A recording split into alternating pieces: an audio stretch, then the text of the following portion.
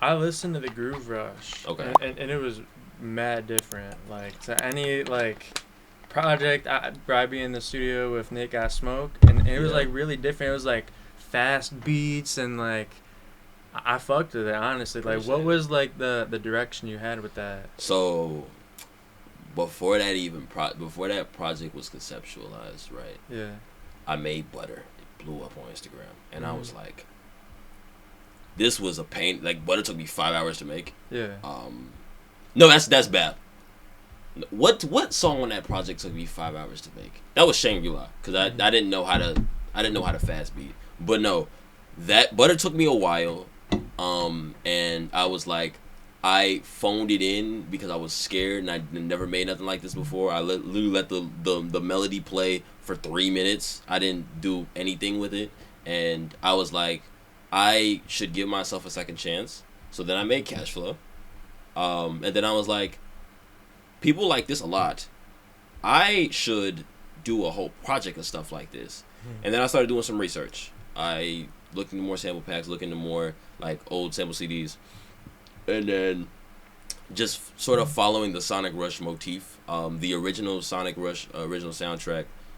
I said original twice, but the original Sonic Rush soundtrack was called Sonic Rush Original Groove Rush.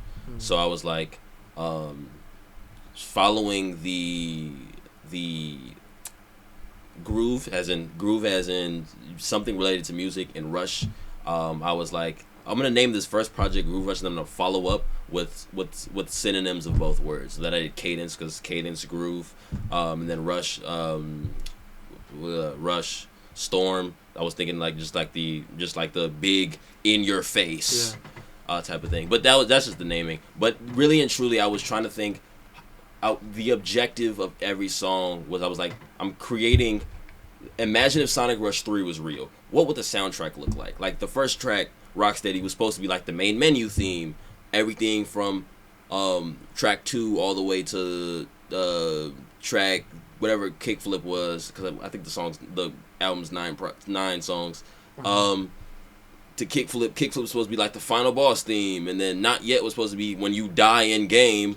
What would the game over theme sound like that? And then I was and then I wrote out like I wrote out, but before I made each song, I wrote out what would the level look like, and that sort of help guide me in what I wanted the feel of the song to be. So like Cashflow feels very gritty, it feels very industrial. So I'm like, let's make this take place in a factory. So like, okay, what about like a money printing factory? So Cashflow, plays off that. And I was thinking Shangri-La, like that's it's Japanese. It's a Japanese word for paradise.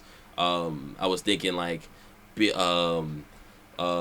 just big nice backgrounds. I was into.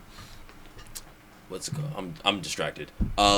Just like a paradise, literally a paradise. Like what would you imagine if you walked to a big luscious field, or like big or beautiful oceans and shit like that, right? It was just a lot of when I made each song, I wanted to envision the level it would accompany before I made the track, because that would help guide the vision. That's a super hard concept. Like I don't think. Yeah, that's super dope. Like, so you basically made it off of how a video game would be. Yeah. Like and I was like, man, once I finished the project, I was like, the game can't run off 9 songs. So I made the sequel. So you made the sequel. Then I was doing the same thing. What would I imagine the level to look like? And that sort of pairs hand in hand with how I do my music videos, or visualizers rather. Like when I post the beat on YouTube, I do the FL scrolling, and then I do the like the gameplay in the background.